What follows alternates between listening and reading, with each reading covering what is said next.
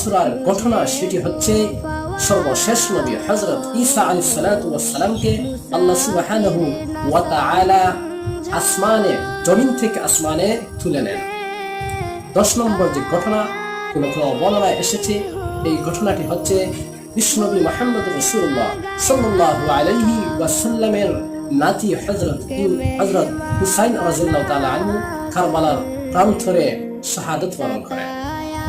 সম্মানিত ভিউয়ার্স, এই ঘটনাগুলা নিয়ে অনেক মত রয়েছে, তবে প্রথম যে 4টি বলেছিলাম সেইগুলা কোরআন ভিত্তিক, হাদিস ভিত্তিক।